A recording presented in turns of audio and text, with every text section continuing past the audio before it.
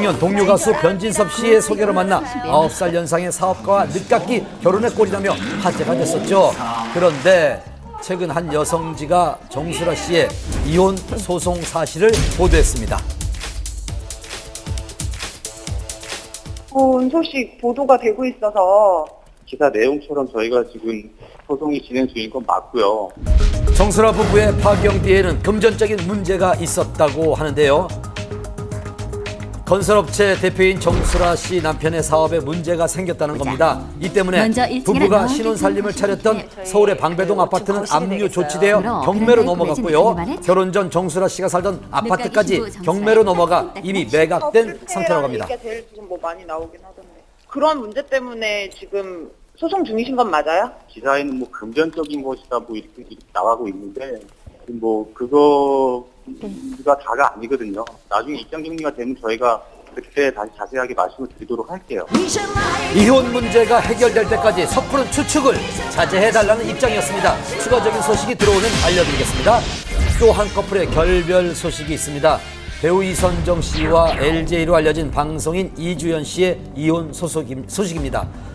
95년 김부용의 풍요 속의 빈곤 일대 만보걸로 데뷔하며 얼굴을 알렸던 이선정 씨는 이후 청춘 시트콤의 엉뚱한 매력에 카페 주인 역을 맡아 큰 인기를 누렸었습니다. 무엇보다 90년대 원조 글래머 스타로 팬들의 사랑을 받아왔었는데요. 지난해 매니저 출신의 방송인 이주연 씨와 열애 사실이 알려진 후 교제 2달 만인 지난해 6월 말 혼인신고를 마치고 본격적인 결혼 생활에 들어갔습니다.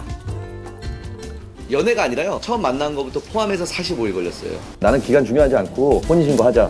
결국 이걸 사인하는데 갑자기 눈물이 막 나는 거예요. 이틀 동안은 진짜 굉장히 많이 울었어요. 초고속으로 결혼에 꼴이 나며 행복한 결혼 생활을 이어가는 듯 했던 이 부부의 결별 이유는 무엇이었을까요? 워낙 두 사람이 교제 기간이 짧았고 급하게 결혼한 감이 없지 않아 있었던 것 같습니다.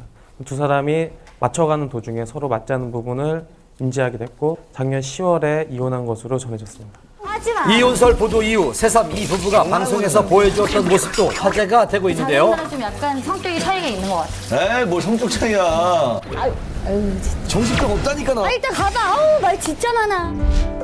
이주연 씨는 지난 7월 SNS를 통해 이혼을 암시하는 의미심장한 글을 게시하기도 했습니다. 현재 두 사람 모두 일체 외부와의 연락을 끊은 상태입니다. 전원이 꺼져 있어 음성사서음으로 연결되며 이혼 사실이 알려지면서 이혼 후에도 두 사람이 방송에 부부로 출연한 것이 아니냐는 의문도 제기되고 10월에 있습니다. 이혼했다는 얘기도 나오고 있는데요.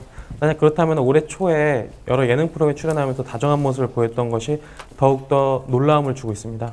당시 제작진 같은 경우에는 두 사람이 전혀 이혼한 줄 몰랐다 또는 이혼하지 않았던 것 같다라고 얘기하고 있습니다. 아직까지는 의문에 쌓여있는 두 사람의 결별, 하루빨리 아픔을 딛고 다시 만나기를 바랍니다. 정말 급하게 법정에서 왔습니다. 생방송 불과 몇 시간 전 결국 성폭행을 당했다는 증인이 법정에 출두하지 않은 채 고영욱 씨의 공판이 사실상 마무리됐습니다. 최후 변론 생생히 담아왔습니다. 징역 5년, 신상정보 공개 고지 7년, 전자발찌 부착 10년형을 받은 고영욱. 조금 전 오후 4시, 고영욱의 항소심 4차 공판이 열렸습니다. 저는 지금 고영욱 씨의 항소심 4차 공판이 열릴 서울 고등법원 앞입니다. 오늘 공판이 선고 전 마지막 공판이 될 거라고 하는데요. 특히 A양이 증인으로 출석할지 여부에 대해서 관심이 집중되고 있습니다. 항소심에서 고영욱은 3명의 피해자 중 2사람에 대한 성추행 사실만 인정했고 A양에 대해서는 주고받은 문자 메시지를 증거로 제출하며 혐의를 부인했습니다. 이에 고영욱 측은 피해자 A양을 증인으로 요청해 놓은 상태였는데요. 고영욱 씨에게 피해를 당했다고 주장했던 그 여성은 오늘 법정에 출석을 하지 않았습니다.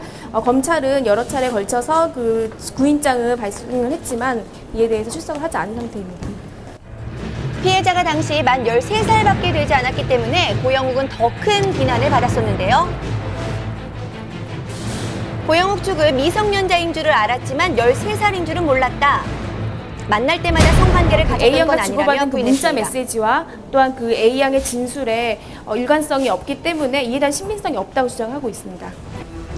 하지만 검찰은 항소를 기각한다며 1심과 똑같은 형을 구형했습니다.